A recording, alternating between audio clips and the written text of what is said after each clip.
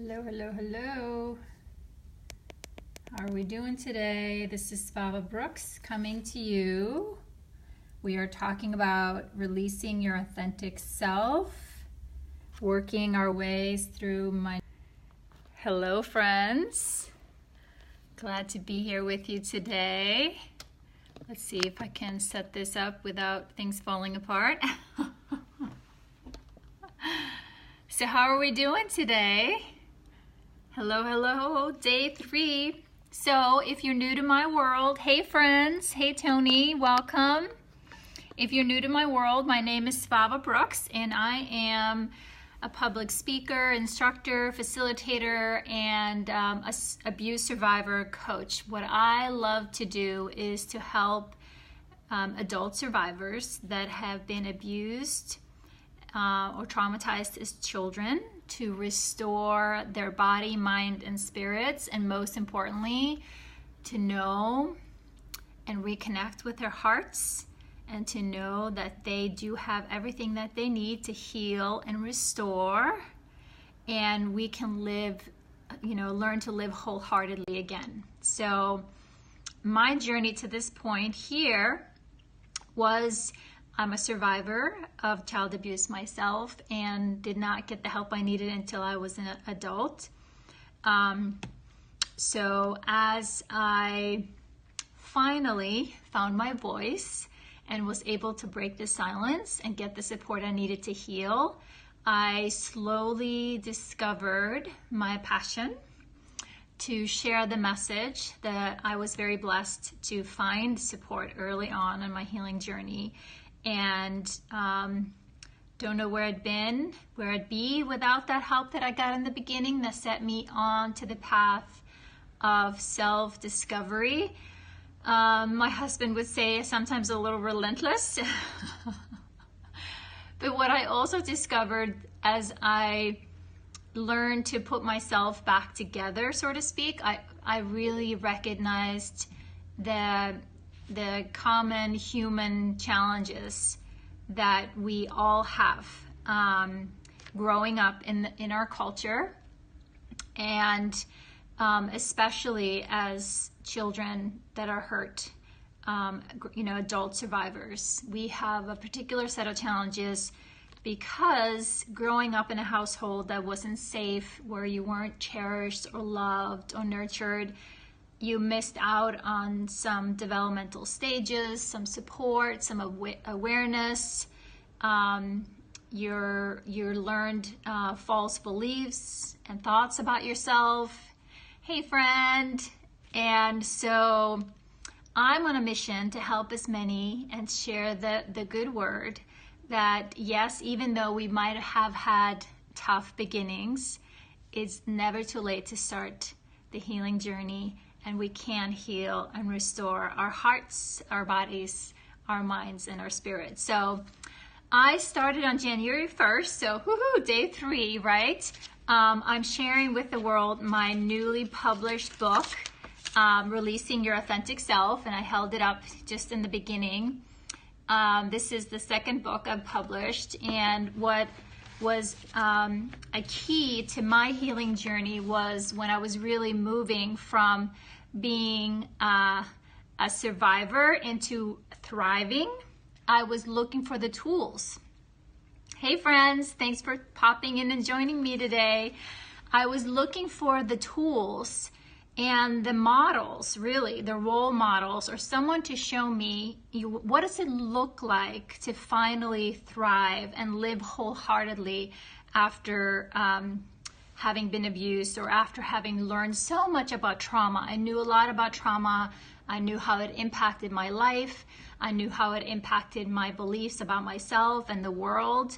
And so as I slowly changed all that inner dialogue and those inner beliefs, I was still looking for what does it look like.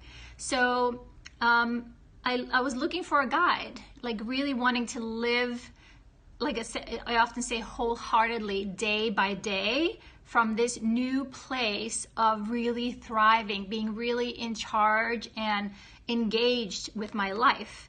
I wasn't just stuck in the trauma knee-jerk reactions that my body was responding to, no longer there, but now what do I do? So that's where I wrote the book. And like I said earlier, if you're new to my world, you can get this book on Amazon or Kindle. And my books are written, there's a little bit of truth, a little bit of insight, something for people to consider for the day.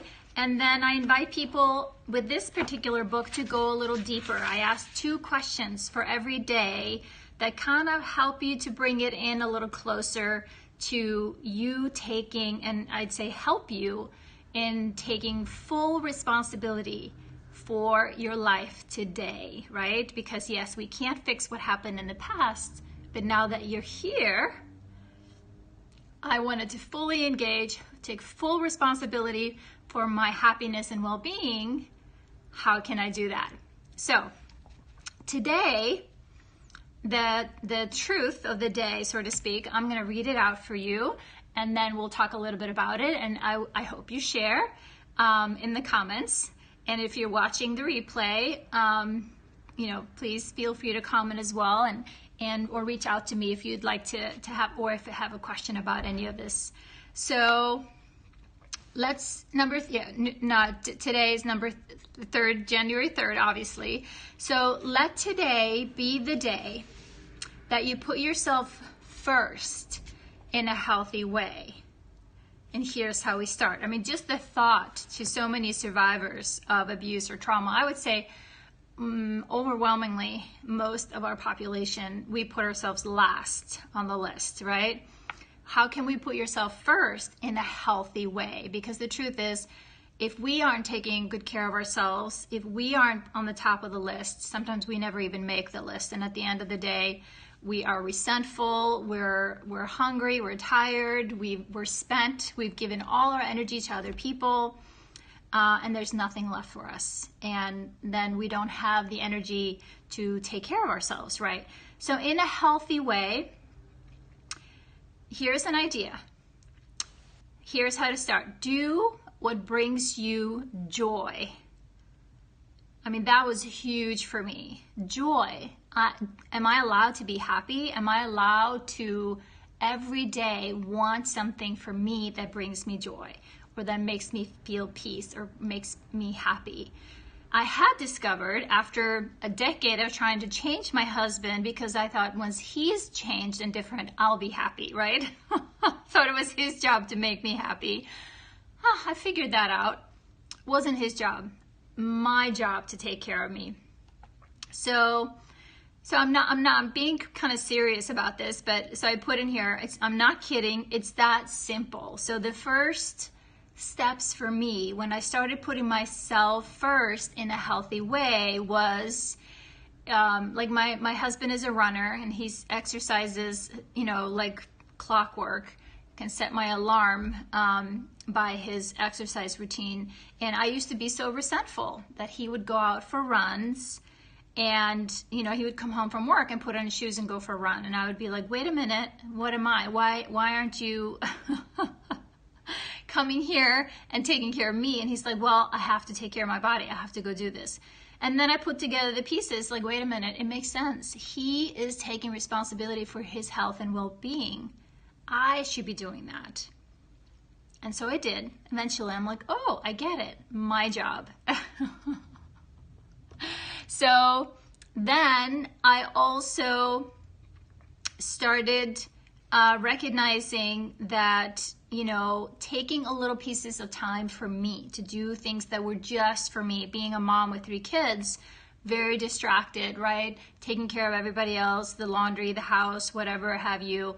And so I started, even just in the morning after I'd taken kids to the school, I would go to a coffee shop and just buy myself a cup of coffee and maybe go window shopping. And in the beginning, that felt guilty, right? That felt really, really like, oof, I should be home doing something, helping somebody or taking care of other people, right? Or another suggestions that I put in here, you can go to the coffee shop, enjoy the peace of just a cup of coffee by yourself, right? No distraction. Go window shop, drive to the park, go for a long walk at the nearest park by your house, or go to a movie. I eventually started going to the movies by myself. No problem doing that. If nobody in the house wanted to go see that movie, it made me happy, I would go see the movie by myself or read a good book. So here's the thing. If it is difficult, here's the questions.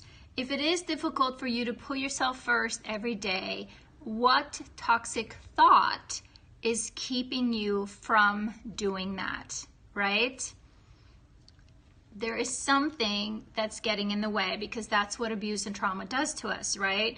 It disconnects us from our bodies. It often puts us in a place of feeling bad about ourselves or not good enough or worthy, right?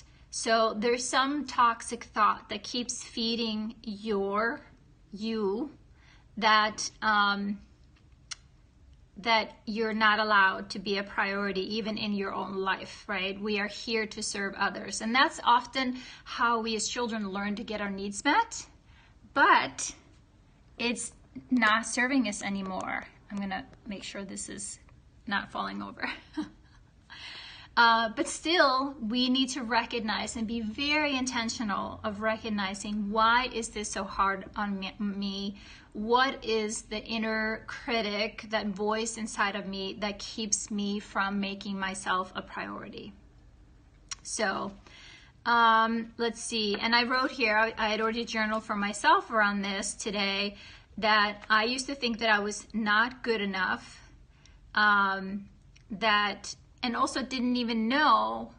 I continued for a long time to think that it was others people's, I would only be happy by something other people did, right?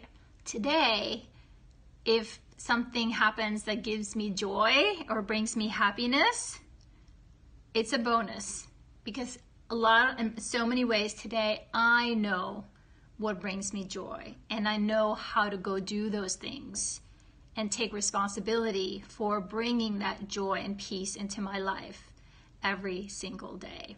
So the second question of today that I asked, what do you want to do today to give yourself joy? So, and just before I came up here, I was down in my kitchen chatting with my husband and my daughter, and asking them what brings them joy. And my daughter was just getting off a phone with one of her best friends, and she's like, well, talking to my friend, they're planning a trip together for next year, and she was like, that brings me so much joy. I feel heard, validated, and we are planning something together because, together we have so much fun together. So that was giving her joy in that moment. So she already recognized this friendship is important to her. This friend, has a lot of joy around this friend. So together they're making an effort of creating more memories together as friends. And then I asked my husband, so honey, what's given you joy today? What have you done around creating joy today? And he wasn't feeling well this morning when he woke up. And I went and got him the ingredients for a vegetable soup, one of his favorite things to make, and he wasn't feeling well. He's the cook in the house, so full disclosure, he does most of the cooking, but I went to the store and I put together the basics, and then I came back again 30 minutes later, and I know he had added all the little things that he likes to add just his way, and he was like, well, having this soup now makes me feel better. And gives me joy. Food gives him lots of joy. So those were little things that my family members around me just today, I was asking them, we need to be intentional about what gives us joy. And I wrote down for myself, just today I was thinking, focusing on joy and doing the thing that makes us happy forces us to be present and to pay attention to the moment. It's like we aren't joyful about something that we did yesterday. Yes, we can have good memories, but it's in the moment that joy is experienced. And that sometimes is hard for us as trauma survivors. We live in a very tense body, sometimes our bodies are still hanging on to old trauma, that it's not until we maybe learn to practice some mindfulness and pay attention to our body, recognize where we're holding tension in our body. It's very hard to feel joy when we're here, right? Or worried. So it's like it calls to our attention, what are the things, what are the habits that get in the way of me feeling present in this moment where I get to choose the perspective of what's happening right here, right now. And that's been my experience. The more I've practiced mindfulness and meditation and gratitude, is that it's actually like the smaller things that give me most pleasure and joy today, because I'm just present to them.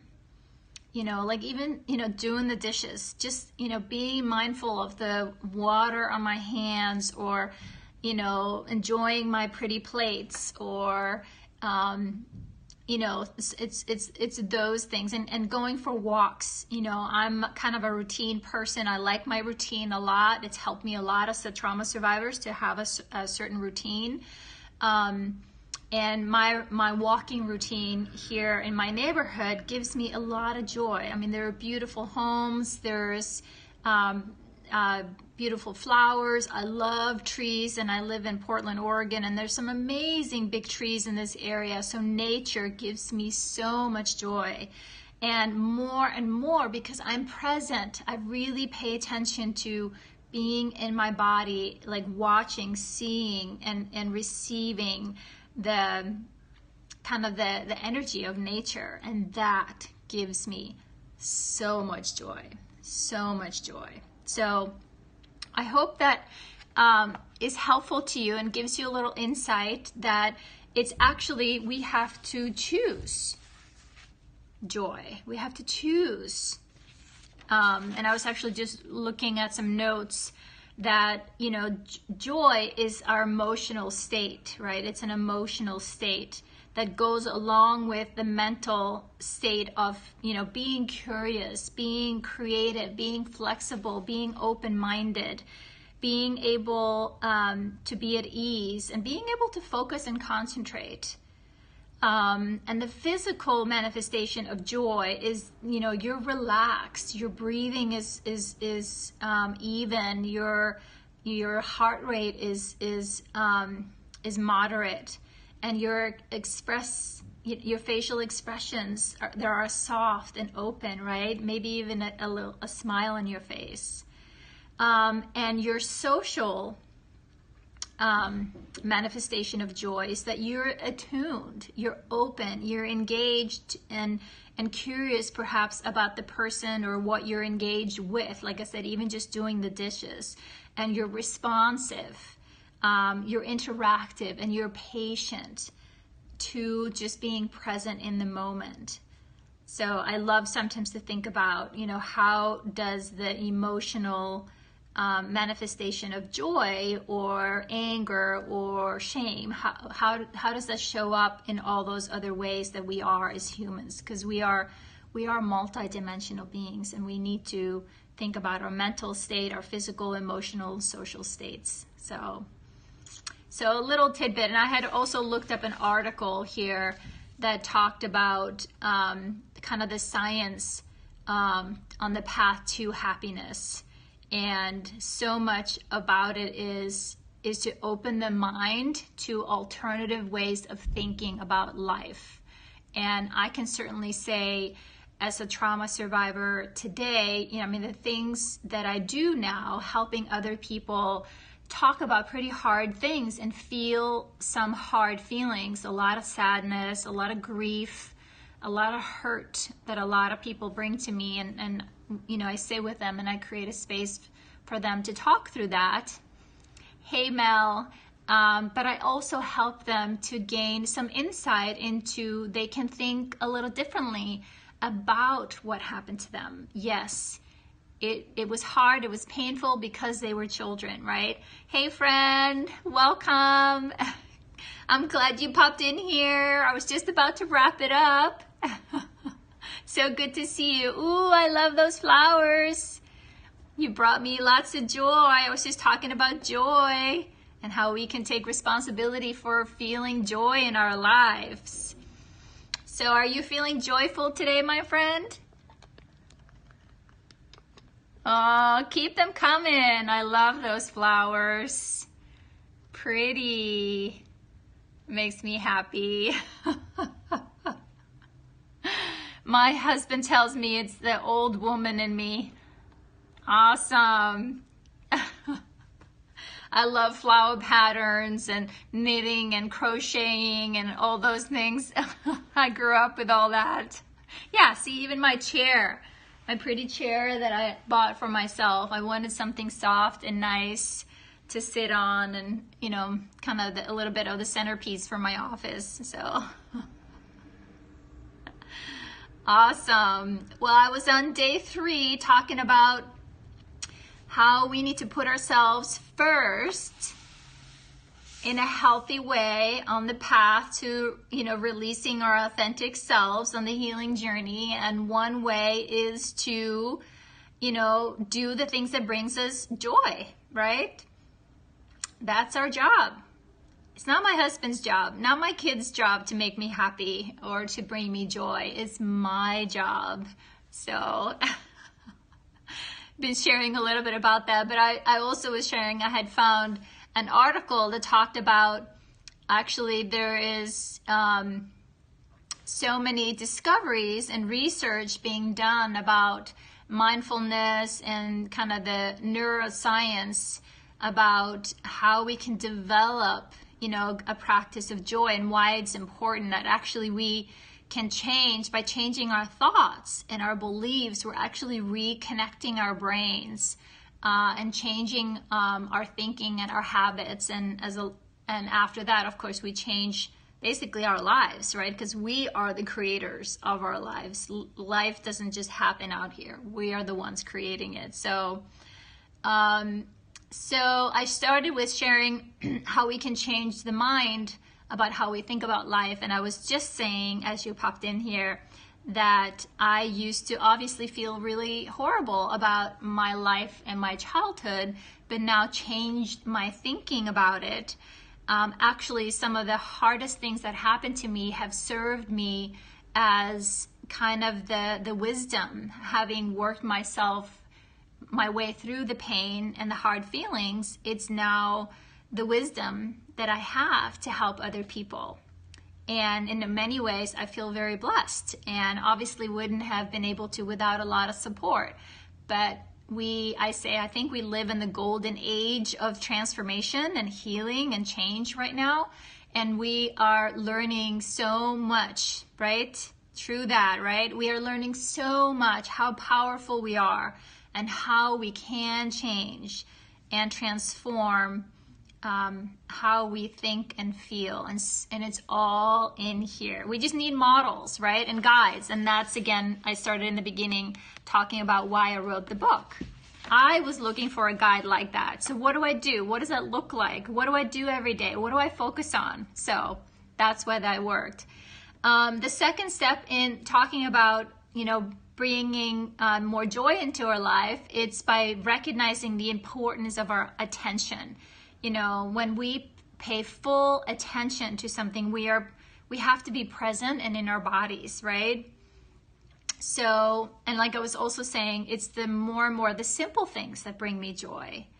Very, very the little things in life that, you know, bring me more and more pleasure and joy, and I enjoy doing. So, because focusing my attention on the present moment, right? It connects the mind and the heart and the body. And in that state, we are, you know, in a relaxed state. We're open, we're connected. And that's really kind of what we all long to do and be and have, is to feel connected, seen, heard, and validated by other people. And the third step on this path is to uncover this habitual thinking and acting, which is often we are some of our habits, pretty much. And that's why, like I was saying earlier, what's really helped me learn to thrive as a survivor is that I like my habits, I like my routines, I like, having things certain ways, because I also know what works in my favor, what supports me to move forward, what supports me to be healthy. And I also know what will set me on the path of, not taking good care of my body, Svava, not being fully present and clear and focused on helping people. I mean, what I do for work calls for my instrument is my body and my heart, that I have to be attuned and taken care of in a way that I can really help other people. So it's a responsibility for my clients as well. But I know what works for me. I know what habits have not worked in the past, and I know what works now. And I have to keep working on that. I have to plan my week and my days just to stay on that path. Exactly. Being in control of those thoughts. Exactly. To recognize where are they coming from. When that inner critic comes and criticizes you, or like, no, it's okay, you can skip the meditation today, or no, you don't have to finish, you said you were going to do something. No, don't worry about it. You don't have to do that, right? We keep our word, right? We do the best we can, right? Always course correcting, but recognizing, where are these thoughts coming from? Is this helpful? Exactly. Exactly. Are they coming from my wounded little girl, like I talked about yesterday, my inner child who is hurt and expects other people to take care of her and wants other people to love her and wants other people to make her happy, right? And gets mad if other people get things that she wants, right? And no, it's like, no, I am here. I'm going to take care of you.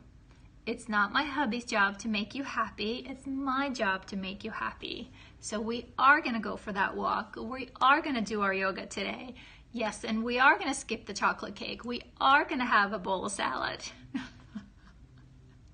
So it's I think adulting is a full-time job, right? So it's a constant paying attention, checking in. Exactly. Yes. Learning to be content with ourselves, and if anything, I say fall in love with who you are. Honor your authentic self. Because we're all unique. We're all gifts. And Mel, there's people on this planet that you hold the key for them to learn something magical about themselves, or a truth that your job is a blessing on this planet, to be a blessing for someone else. And I've been blessed with people that help me, and now I pay it forward the best I can, trying to be as authentic and true to my heart as I can and serve, right, for the greater good. So let's see.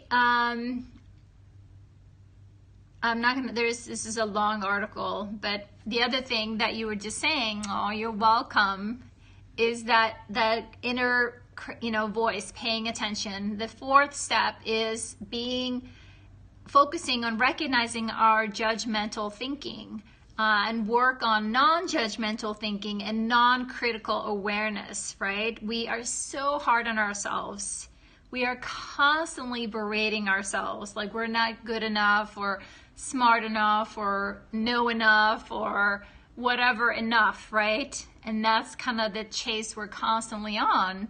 And it's to stop for a minute. No, right here, right now, I'm good, thank you. I'm sorry that you just lost your cat. That's hard. I'm so sorry for your loss. Very sorry for your loss. Yes, I do hope you give yourself some time, some grace to just feel those feelings. That's hard. I have 2 kitty cats, Kevin and Penny, and we almost lost Kevin a few weeks ago, and oh, that was hard. No, I'm sorry, I cannot heal your cat. I'm sorry. I'm sorry. So, but I was gonna wrap it up here with this. Just thank you for tuning in.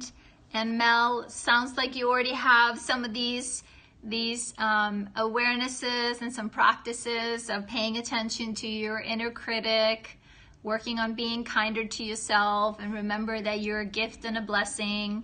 And, you know, yeah, exactly. Yes, trying to. That's what the journey is all about, right? Keep trying and keep doing, and we trip along the way, but we learn something new, right?